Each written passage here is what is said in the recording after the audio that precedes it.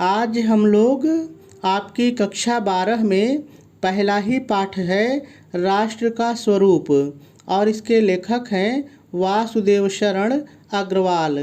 आज हम लोग इस पाठ के इस गद्यांश पर आधारित जो कि आपको सामने दिखाई दे रहा है, इस गद्यांश पर आधारित आपकी बोर्ड की परीक्षा में पूछे जाने वाले संभावित प्रश्नों को हल करना सीखेंगे। देखिए, यहाँ पर मैं एक चीज़ बता दूँ आपको, क्योंकि आप बड़े बच्चे हैं तो आपको समझाने में टीचर को परेशानी नहीं होती है, पहली बात। और दूसरी बात, देखिए, आप गद्यांश पर आधारित प्रश्नों को हल करना सीखिए। यदि आप तरीका सीख जाएंगे, किसी से भी आप पढ़िए, तो आप देखिए कि आपको गद्यांश हल करने का वो टीचर तरीका क्या बता रहा है, उसको सीख लीजिए और सभी गद्यांशों को अपने से हल करना सीखिए।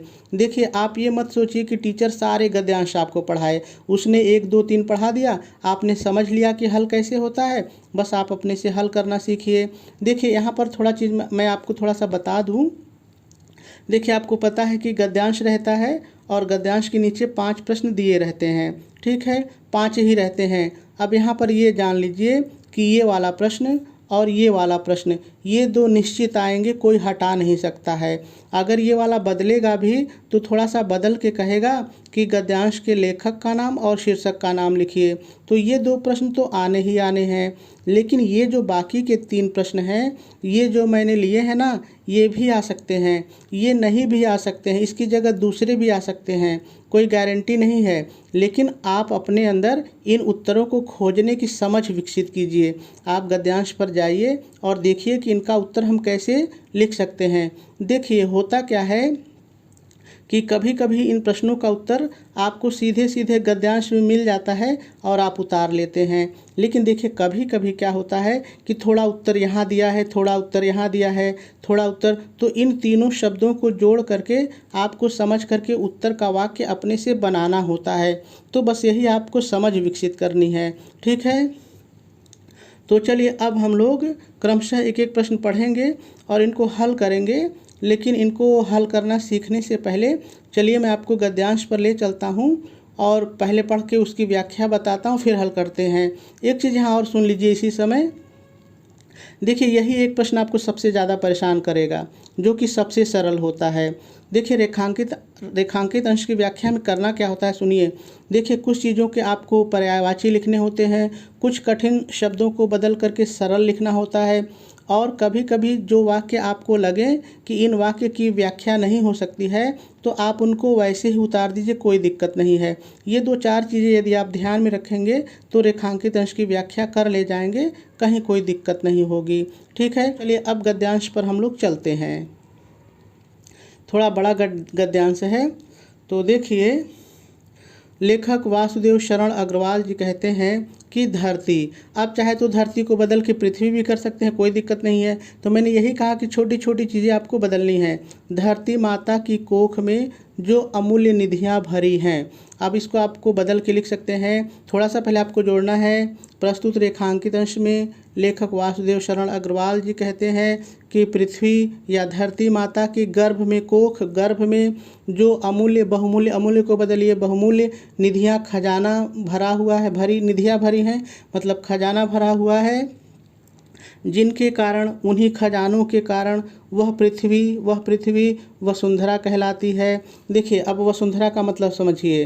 देखिए, वसुंधरा का मतलब है जो वसुओं को धारण करे, वसुओं को धारण करे मतलब जो अमूल्य निधियों को धारण करे, उसको वसुंधरा कहते हैं। तो पृथ्वी तमाम तरह के रत्नों को अपने गर्भ में धारण किए हुए है, धातुओं को, खनिज पदार्थों को, इसलिए इसको वसुंधरा कहा गया है, ठीक है।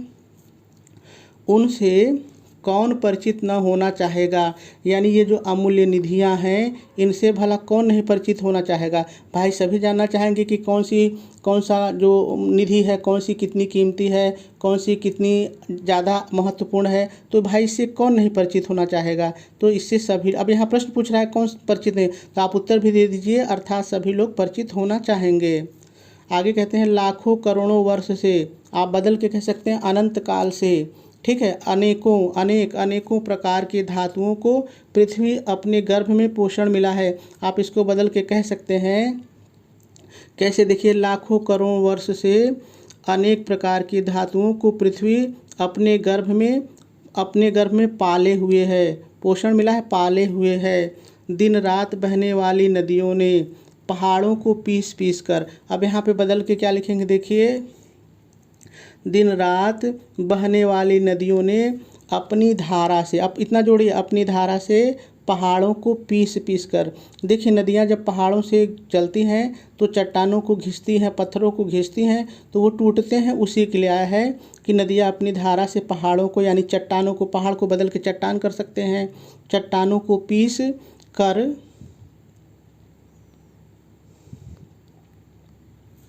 चट्टानों को पीस कर मतलब पीस कर अगणित को बदल दीजिए, अनगिनत विभिन्न प्रकार की मिट्टियों से पृथ्वी के शरीर को सजाया है। देखिए, शरीर को सजाया है, इसका क्या मतलब है? इसका मतलब है कि विभिन्न प्रकार की उपजाऊ मिट्टियों से इस धरती को हरा भरा बनाया है, उपजाऊ बनाया है।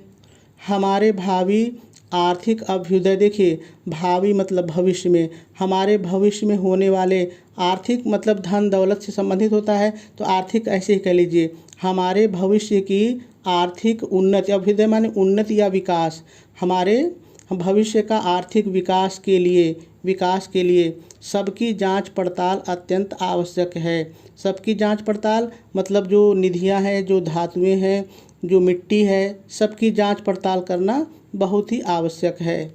इस बात को ज़रा सा समझिए। देखिए, यहाँ पर लेखक कह रहे हैं कि जैसे निधियाँ हैं, धातुएं हैं, मिट्टी है, इन सब की जब हम अच्छी तरह से जांच पड़ताल करेंगे तो हम इसका अच्छे से उपयोग करेंगे। जब हम अच्छे से उपयोग करेंगे तो भविष्य में हम आर्थिक रूप से विकसित हो सकेंगे। ठीक है, इसलिए इनकी जांच पड़ताल करना आवश्यक है।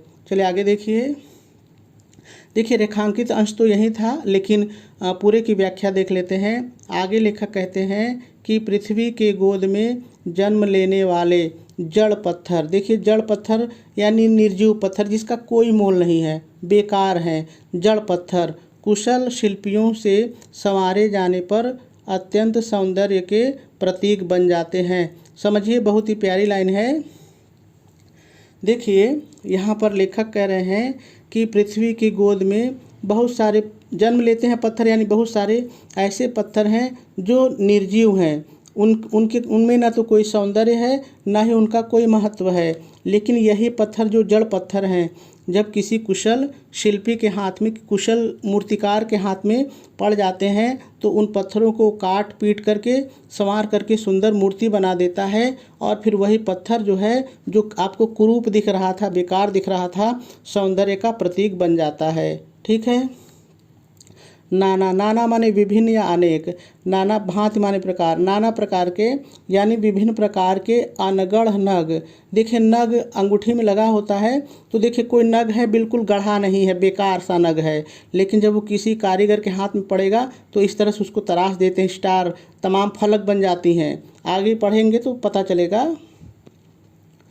कहते हैं कि विभिन्न प्रकार के अनगढ़ नग, बेकार नग, बिना गढ़े हुए नग विंध्य की नदियों के प्रवाह में सूर्य की धूप में चमकते रहते हैं। वो नग हैं जो शीशा हैं, वो बिना गढ़े हुए हैं, लेकिन जब नदियाँ बहती हैं तो उनके प्रवाह में जब उन पर सूर्य की धूप पड़ती है तो वो जो नग हैं वो चमकते रहते हैं। लेकिन क्या होता है, देखिए, लेकिन जब वही बेकार नग, उनको मतलब वही जो चमकता है नग, उसका कोई रूप रंग नहीं है, जब वो चतुर कारीगर पहलदार मतलब फलक, जैसे हीरा उरा काटते हैं ना, कई फलक उसमें हो जाती है, कई कोण हो जाते हैं, तो जब कोई कारीगर उनको फलकदार कटाव पर लाते हैं, यानी उनके कोनों को काटते हैं, विशेष प्रकार से काटते हैं, तब उनके जो प्रत्येक घाट है, यानी जो काटा गया कोना है, जहाँ वो काटे गए हैं, वहाँ से नई शोभा और सुंदरता फूट पड़ती है, यानी वो सुंदर दिखाई देने लगते हैं,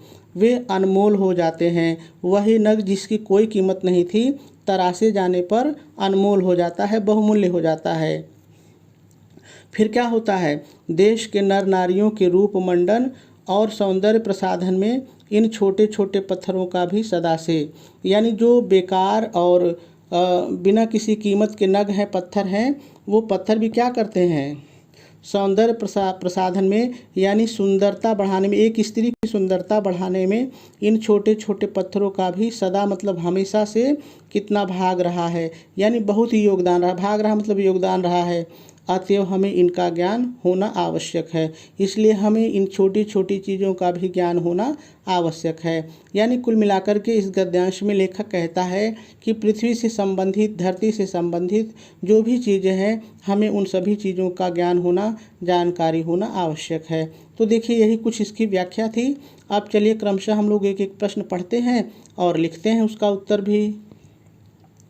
तो देखिए, पहला प्रश्न आपसे कह रहा है उपर्युक्त गद्यांश का संदर्भ लिखिए। तो चलिए हम लोग संदर्भ लिख लेते हैं। अब यहाँ पर एक चीज़ समझिए। देखिए, आपके पेपर में 2 गद्यांश रहेंगे, तो थोड़ी देर के लिए मान लीजिए कि मुझे पहला वाला नहीं आ रहा था, मुझे अथवा वाला आ रहा था। तो देखिए, जब भी आप अथवा वाला करिए तो प्रश्नोत्तर नंबर डालने के बाद बगल में अथवा भी ज़रूर मेंशन कर दीजिए, ठीक है। उसके बाद एक लाइन छोड़ेंगे, संकेत लिखेंगे। मैंने पहले गद्यांश में भी बताया था कि जो भी गद्यांश हम हल करते हैं उसका संकेत लिखते हैं, यानी उसके शुरू का और अंत का थोड़ा सा लिख लेते हैं, ठीक है। इससे कापी जांचने वाले को पता चल जाता है कि बच्चे ने 2 में से कौन सा किया है। जैसे ही वो अथवा देखेगा वो जान जाएगा कि नीचे वाला इसने हल किया है। इसलिए भी हमको संकेत लिख देना चाहिए। अब आप नंबरिंग करेंगे, हेडिंग डालेंगे संदर्भ, और हेडिंग डाल के लिखेंगे प्रस्तुत गद्यांश हमारी पाठ्य पुस्तक हिंदी के गद्य खंड में संकलित राष्ट्र का स्वरूप नामक निबंध से लिया गया है। इसके लेखक वासुदेव शरण अग्रवाल जी हैं। अब यहाँ पर 2 चीज़ें 3 चीज़ें समझनी है, समझिए। देखिए, यहाँ पर आप 3 चीज़ें लिख सकते हैं। पहला, आप तो निबंध लिख सकते हैं, निबंध से लिया गया है, या आप लिख सकते हैं पाठ से लिया गया है, या शीर्षक से लिया गया है। 3 में से जो आपको अच्छा लगे एक लिख लीजिए, ठीक है।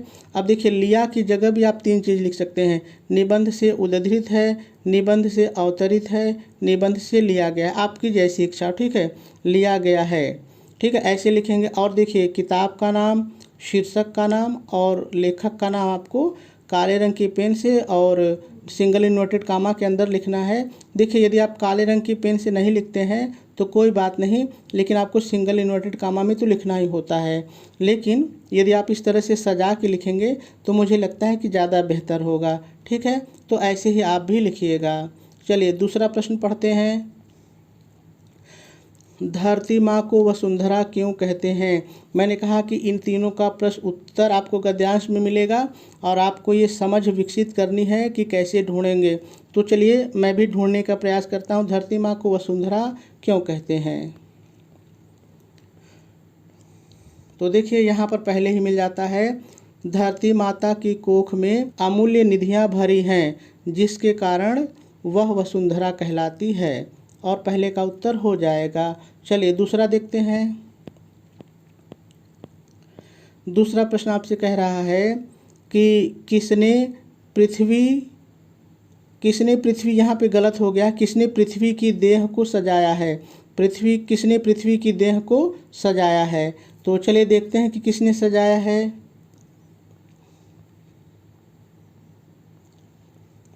तो देखिए, यहाँ पर हमको दिख रहा है थोड़ा सा, देखिए, अगणित प्रकार की मिट्टियों से पृथ्वी की देह को सजाया है, लेकिन किसने सजाया है ये नहीं मिला। तो और ऊपर जाते हैं, तो देखिए और ऊपर जाएंगे तब मिलेगा। दिन रात, यहाँ से मिल जा रहा है। देखिए, दिन रात बहने वाली नदियों ने, ध्यान रहे नदियों ने, किसने? नदियों ने पहाड़ों को पीस पीस कर अगणित प्रकार की मिट्टियों से पृथ्वी की देह को सजाया है। तो ये वाला उत्तर भी हमको यहाँ मिल गया, ठीक है। चलिए अगला देखते हैं।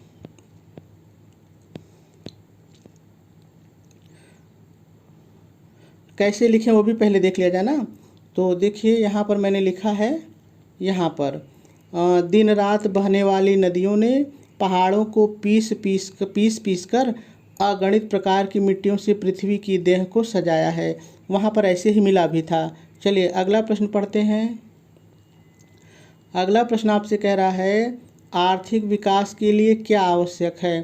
तो चलिए देखते हैं कि आर्थिक विकास के लिए क्या आवश्यक है, कहाँ मिलेगा ये। पूरा पढ़ना पड़ेगा, तो पढ़ते हैं। देखिए आप बस सीखिए, मैं सीखने की बात हमेशा करता हूँ।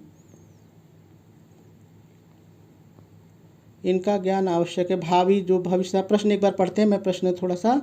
आर्थिक आर्थिक विकास के लिए क्या आवश्यक है? आर्थिक विकास के लिए क्या आवश्यक है? तो देखिए यहाँ पर मिल रहा है हम लोगों को, यहाँ से देखिए हमारे, देखिए दिख रहा होगा आपको, हमारे भावी आर्थिक अभ्युदय के लिए इन सब की जांच पड़ताल आवश्यक है। इन सब की, लेकिन उत्तर नहीं मिला किन सब की। तो देखिए अब थोड़ा थोड़ा उत्तर मिलेगा। कैसे मिलेगा? देखिए यहाँ से लेंगे अमूल्य निधियों की, धातुओं की, कहीं धातु भी आपको मिलेगा, धातुओं की, अमूल्य निधियों की, धातुओं की और मिट्टियों की। इन तीनों को देखिए अलग अलग मिला। इन तीनों की जानकारी आवश्यक है। ठीक है, तो इन चीज़ों की जानकारी आवश्यक है। अब कैसे लिखेंगे चलिए देखते हैं। तो देखिए यहाँ पर प्रश्न की भाषा में उत्तर देंगे। आर्थिक विकास के लिए धरती की कोख में भरी हुई अमूल्य निधियाँ और धातुओं, मिट्टी भी आप चाहे तो जोड़ सकते हैं, मिट्टी की जानकारी प्राप्त करना आवश्यक है। ठीक है, तो ऐसे आपको ढूंढना है। चलिए लास्ट प्रश्न देखते हैं। अगला प्रश्न कह रहा है रेखांकित अंश की व्याख्या कीजिए। तो पहले मैं आपको दिखा दूं कि रेखांकित अंश है कहाँ पर। तो देखिए आपको दिख रहा होगा, यहाँ से रेखा खींची गई है और यहाँ तक खींची गई है। हमको इतनी ही व्याख्या करनी है, बाकी से हमको मतलब नहीं है। तो देखिए मैंने आपको व्याख्या तो बताई है ना, वैसे ही मैंने भी लिखा है। देखिए मैं आपको पढ़ के सुनाता हूँ। देखिए आप हेडिंग डालेंगे, नंबरिंग करेंगे और हेडिंग डालेंगे रेखांकित अंश की व्याख्या, और डैश डाल करके लिखेंगे प्रस्तुत रेखांकित अंश में लेखक वासुदेव शरण अग्रवाल जी कहते हैं कि, इतना मैंने अपने से जोड़ा है। वाक्य हमारा बनने इतना जोड़ देते हैं ना, तो वाक्य में हमारे एक प्रवाह आ जाता है। कहते हैं कि हमारी इस धरती के गर्भ में, कोख को मैंने गर्भ में बदला है, गर्भ में अर्थात पृथ्वी के अंदर, गर्भ का क्या मतलब? पृथ्वी के अंदर अनेकों बहुमूल्य निधियां भरी हुई हैं। इन बहुमूल्य निधियों को धारण करने के कारण पृथ्वी को वसुंधरा भी कहा जाता है। ऐसी पृथ्वी से भला कौन नहीं, ऐसी पृथ्वी से भला कौन नहीं परिचित होना चाहेगा। लाखों करोड़ों वर्ष से हमारी यह पृथ्वी अनेक प्रकार की धातुओं को अपने गर्भ में पालन पोषण करती रही है। देखिए यहाँ पे मैंने बदला है, पालन पोषण करती रही है। निरंतर बहने वाली नदियों ने पहाड़ों की चट्टानों को अपनी धारा से पीस पीस कर विभिन्न प्रकार की मिट्टियों का निर्माण किया है। विभिन्न प्रकार की मिट्टियों का निर्माण किया है और इन्हीं विभिन्न प्रकार की मिट्टियों से धरती माता के स्वरूप को, देह को मैंने बदल के किया, स्वरूप को सजाया है। अर्थात धरती को फलती फूलती और उपजाऊ बनाया है। मैंने बताया था उपजाऊ बनाया है। हमें भविष्य में आर्थिक सुधार करने के लिए देखिए इन सब की, अर्थात उत्तर भी था ना, पूछ रहा था किसकी किसकी, अर्थात रत्नों की, धातुओं की और मिट्टियों की जांच पड़ताल करना बहुत ही आवश्यक है। ठीक है, तो थोड़ा बड़ी व्याख्या थी, ऐसे आप लिख देंगे और आपका जो अंतिम प्रश्न था उसका उत्तर भी पूरा हो जाएगा। तो मेरे ख्याल से बात आपको समझ में आ गई होगी।